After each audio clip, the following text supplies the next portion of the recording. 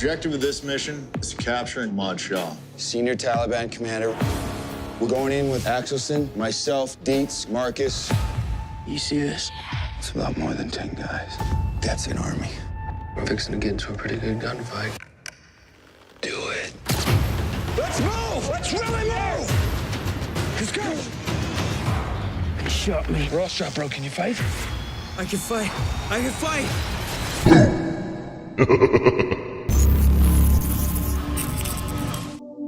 I'm explaining a true film from 2013 titled Lone Survivor. Spoilers ahead. Enjoy the content. People must complete 5.5 days of grueling, rainy, and extremely challenging operational training, with as little as 4 hours of sleep, in order to become a Navy SEAL. Only 25% of recruits make it through what is regarded as the most difficult training program in the US military. These 25% become aware that they are far more capable than they ever thought. A chopper transports a bleeding guy to the military installation. He is seriously injured, and efforts to resuscitate him in the medical tent don't appear to be working. 3 days beforehand, Danny races his squad leader Mike around their base at the first glimpse of light. Mike wins the race by a second, according to Marcus, as the race nears its conclusion. Matt joins them and inquires who won and then suggests a penalty for the loser. The group unanimously decides to give Danny a heads half. Mike's squad is notified that they have a mission and to come to the meeting to be briefed. The goal of their mission is to capture and kill Ahmad Shah. He is a high-ranking Taliban leader who killed refugees and locals who supported US forces in eastern Afghanistan, along with Marines. Their main objective is him. Is to capture and kill Ahmad Shah. Bad guy. Senior Taliban commander responsible for killing Afghanistan is a Tier 1 target. We're going to be moving up the backside of this mountain here, which is going to offer great concealment. Ahmad is distinguishable by the absence of earlobes. The captain goes over the strategy and warns them to exercise caution as there may be communication difficulties in the region. They will have fast reaction forces on standby. Mike's 4-person team will be leading this expedition. The Apache and Chinook helicopters arrive on schedule to retrieve the soldiers. They had to trek for almost 4 hours to get to the village where Ahmad is said to be after being sent into the area at night. As the team treks across the mountains, they communicate their position to the base every hour. Communications become more and more jammed as they get closer to Ahmad's village. Even if all communications are lost at their last checkpoint, they are still able to communicate that they are in position. They locate a spot to dig and examine the settlement. They come upon Ahmad there, who they identify by the absence of earlobes. Sadly, the number of enemy soldiers is far more than what they have been told. Mike doesn't want to take a chance, so he asks Marcus if he may take the shot. Danny stays on guard as the gang retires for a little snooze. A little while later, Danny awakens the others up with the sound of a goat herd nearby. The goats are led by 3 herdsmen. The group hopes to stay unnoticed. Unfortunately, one of the herders trips over Marcus' foot and the group quickly captures the 3 and ties them up.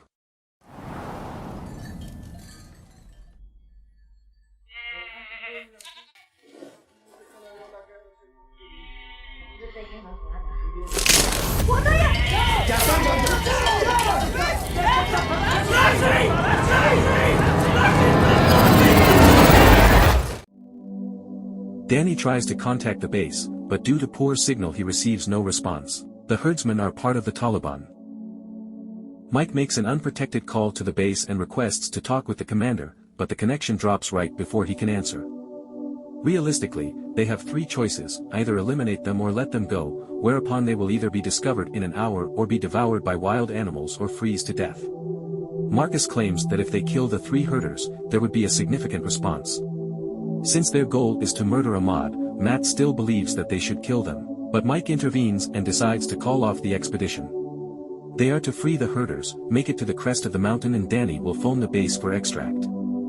The team releases the herders and heads up the mountain, with Marcus still watching behind, unsure if they made the right decision and how quickly the information will be passed on to the Taliban forces. One of the boys makes his way down to the village as quickly as possible. They discover it is a flawed peak after they reach the top.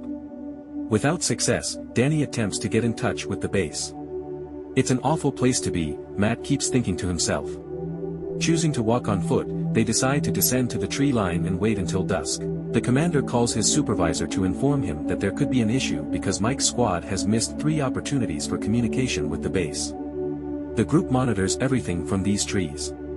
Mike checks the perimeter when Matt detects movement. It's unclear where they are and they're encircled. The opposing forces much outnumber them, he tells the crew, and they will shortly come into touch with them.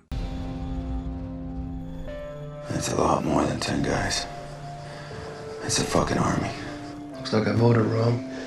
How fucking fast are these guys? Fast. Danny. Get ready to fight. Marcus takes accurate aim and fires the first shot. The Taliban forces now know their exact location. A shootout ensues. Mike's team manages to reduce the number of enemies, but when they are attacked from multiple sides, they suffer serious injuries. Their radio is destroyed by gunfire. Matt and Marcus are being held down by enemy soldiers with a machine gun, and everyone is searching for a way out safely. Mike says that they may depart on their right without risk. When a couple members are shot in the knee, he immediately understands he was mistaken. Even the enemy begins deploying rocket launchers. The squad, cornered, leaps from a precipitous slope. They sustain further injuries as they descend the slope, as if the gunshot wounds weren't enough. Ultimately, everyone comes together, seemingly under the watchful eye of a guardian angel. Danny gets wounded in the leg and shoulder, thus his time is short. As the party retreats farther into the forest, Danny is at the end of his rope. Mike drags him back to cover. The situation is dire. In shock, Danny can no longer control the volume of his voice and gives up their position. The group jumps down the cliff again, but this time Marcus carries Danny, who gets shot, leaving him at the top of the cliff. Barely standing on the ground, the 3 decide to return for Danny.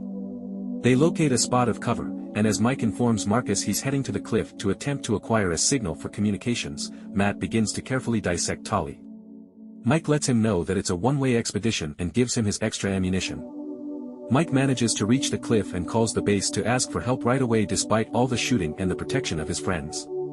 He is covered in bullets as he stands up, and Danny meets a similar end. The forward base dispatches 2 Chinook helicopters to the group's position, or rather, the location of the 2 men, in response to the distress call. They unfortunately don't have the support for Chinooks since they dispatched Apache helicopters on another assignment, but they still go forward.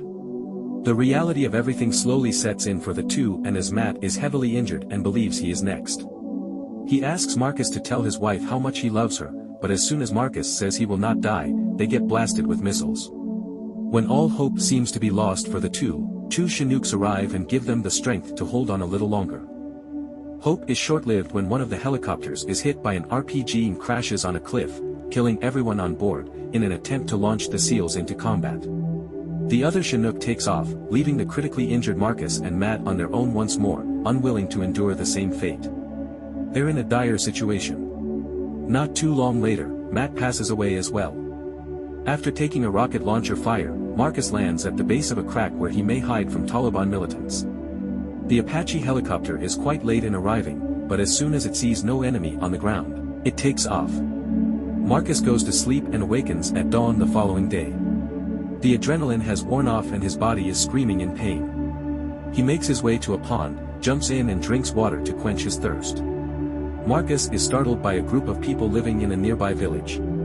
He threatens them while brandishing a grenade, but Gulab, a local, volunteers to assist. When they go to their village home, the group shows him where he is on a map, and one of the villagers is not thrilled about the American soldiers' presence since they may all be put to death if they aid him. Marcus says, "If I don't go home, you don't go home," not comprehending what is being said and gripping the grenade once again.